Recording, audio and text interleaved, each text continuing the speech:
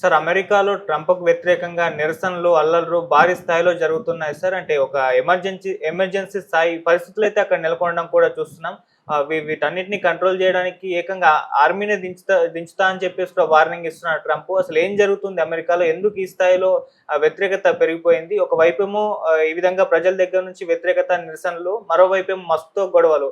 So ఇవేమన్నా Trump గద్దె దిగే అవకాశం కనిపిస్తుందా? అతను రిజైన్ చేసి వెళ్ళిపోయే పరిస్థితులేమన్నా ఉన్నాయా సార్? దీనికి అంతటికి ఏ విధంగా చూస్తారు ఈ వ్యవహారాన్ని? ట్రంప్‌కి ఒక రకంగా వ్యతిరేక పవనాలు వీస్తున్నాయి. అమెరికా అంతటా గూడా ఒక 5 రోజుల నుంచి అంటే జూన్ 6వ తేదీ నుంచి తీవ్ర నిరసన ప్రదర్శనలు, అల్లర్లు అమెరికా అంతటా వ్యాపించాయి. ముఖ్యంగా జూన్ 6వ తేదీ లాస్ ఏంజల్స్‌లో వ్యాపించింది. దీనికి ప్రధాన కారణం ఏందంటే ఐస్ అనే ఒక సంస్థ. ఐస్ అంటే ICE immigration and customs enforcement. అంటే ఇమ్మిగ్రేషన్ అంటే అక్రమ వలసదారుల్ని, తర్వాత చదువు కోసం వచ్చి అక్కడ పనిచేసే వాళ్ళని, ఇలాగా రకరకాల కేటగిరీ ఉన్న వాళ్ళని రోజుకి 2000 నుంచి 3000 మందిని అరెస్టులు చేసేస్తున్నారనమాట. ఈ అరెస్టులు చేయడానికి ఈ ఐస్ అనే సంస్థ, ఇమ్మిగ్రేషన్ అండ్ కస్టమ్స్ ఎన్ఫోర్స్మెంట్ అనే సంస్థ రంగంలో దిగి మినిమం రోజుకి 2000 మంది నుంచి 3000 మంది వరకు అరెస్టులు చేసి పెద్ద ఎత్తున వాళ్ళని భయభ్రాంతం చేస్తున్నారు. దీనికి నిరసనగా లాస్ ఏంజల్స్‌లో జూన్ 6వ తేదీ పెద్ద ఎత్తున దాదాపు వేలాది మంది నిరసనలు తెలియజేశారు. అక్కడ ఏంబియన్స్ అప్పరల్ అని ఒక సంస్థ ఉంది. అట్లాగే హోమ్ డిపో ఉంది. ఇక్కడ దాదాపు పెద్ద ఎత్తున చేస్తే ఇక్కడ 100 మందికి పైన అరెస్టులు చేశారు. ఇది వీళ్ళనంతా కూడా పిక్చర్స్ ఎంప్లాయీస్ డాక్యుమెంట్స్ ఉన్నాయి వీళ్ళ దగ్గర, అంటే తప్పుడు డాక్యుమెంట్స్ ఉన్నాయి అని చెప్పి వీళ్ళని అరెస్ట్ చేస్తే దీనికి నిరసనగా అక్కడ పెద్ద ఎత్తున పబ్లిక్ గ్యాదరింగ్ అయ్యారు. వాళ్ళు వైలెంట్ గా మారిపోయారు. కార్లని తగలబెట్టడం, తర్వాత లూటీలు చేయడం, గోడల మీదంతా పెయింట్లు రాసి గ్రాఫిటీల్ని ఈ ఐస్ కి వ్యతిరేకంగా బూతు మాటలతో ఐస్‌ని తిడుతూ గోడల మీదంతా పెయింట్స్ చల్లుతూ రాయడం, ఇవన్నీ చేస్తున్నారనమాట. సో ఈ నేపథ్యంలో లారెన్ తొమసి అనే ఒక ఆస్ట్రేలియన్ జర్నలిస్ట్ మీద కూడా కాల్పులు జరిపారు. ఎల్ఏపిడి అంటే లాస్ ఏంజల్స్ పోలీస్ డిపార్ట్మెంట్ అతి దగ్గర నుంచి.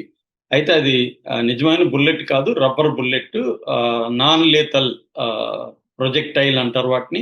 ఈ నాన్ లేతల్ ప్రొజెక్టైల్ అంటే సింపుల్ గా మనం రబ్బర్ బుల్లెట్లు అనుకోవచ్చు. ఈ రబ్బర్ బుల్లెట్ కూడా డేంజరే అనమాట. అంటే ప్రాణం పోకపోవచ్చు కానీ సీరియస్ గాయాలైతే అలాగా ఆమె కాలుకి తగిలింది. అది ప్రపంచవ్యాప్తంగా ఇప్పుడు ఆ వీడియో వైరల్ అయిపోయింది. ఆమె ఒక్కసారిగా ప్రపంచవ్యాప్తంగా పాపులర్ కూడా అయింది, ఈ థామస్ ఏ అనే ఆవిడ. సో దీంతో ఆస్ట్రేలియా గవర్నమెంట్ కూడా దీన్ని ఖండించింది. ఆస్ట్రేలియన్ ప్రధానమంత్రి కూడా దీన్ని ఆంటోనీ అల్బనీస్ ఆయన పేరు, ఆయన కూడా వ్యతిరేకిస్తూ స్టేట్మెంట్ ఇచ్చాడు. మేము G7 కంట్రీల సమ్మిట్ లో కూడా దీన్ని లేవనెత్తామని ఆయన చెప్పాడు. సో దీని పట్ల ప్రపంచవ్యాప్తంగా కూడా వ్యతిరేకత వచ్చింది. అంటే జర్నలిస్టుల మీద కూడా బుల్లెట్లు ఉపయోగిస్తున్నారు. అట్లాగే ఈ అల్లర్లు అనేవి ఒక్క లాస్ ఏంజల్స్ లో మొదలైనప్పటికీ ఇది అక్కడితో ఆగలేదు. న్యూయార్క్ లోకి వ్యాపించింది. న్యూయార్క్ లో కూడా పెద్ద ఎత్తున వేలాది మంది పాల్గొన్నారు. అట్లాగే కాలిఫోర్నియాలో మిగతా శాంటా ఇదని, తర్వాత టెక్సాస్ లో ఆస్టిన్, డల్లాసు ఈ నగరాలు, అవి కాకుండా Chicago, Atlanta, Tampa, Boston, Houston, San Diego, ఈ సిటీస్ అన్నిట్లో కూడా మొత్తం అల్లర్లు అనేవి చెలరేగుతున్నాయి. ఎందుకంటే ఈ ఇమ్మిగ్రేషన్ మామూలుగా మనకి లాస్ ఏంజల్స్ ని శాంక్చురీ సిటీ అని పిలుస్తారు. అంటే అక్కడ ఎక్కువ లాటిన్ అమెరికన్స్ వాళ్ళు ఇమిగ్రెంట్స్ గా ఉంటారు. సో వీళ్ళని బలవంతంగా చేయడంతో ఇప్పుడు అమెరికన్ పౌరులు కూడా సీరియస్ గా దీన్ని వ్యతిరేకిస్తున్నారు. సో ఇది ఒక అంశం. అయితే రెండో అంశం ఏంటంటే ప్రతిదాన్ని ట్రంప్ చాలా ఫోర్స్ఫుల్ గా చేస్తున్నాడు. అంటే మామూలుగా అమెరికన్ సిస్టమ్ ఫెడరల్ వ్యవస్థ.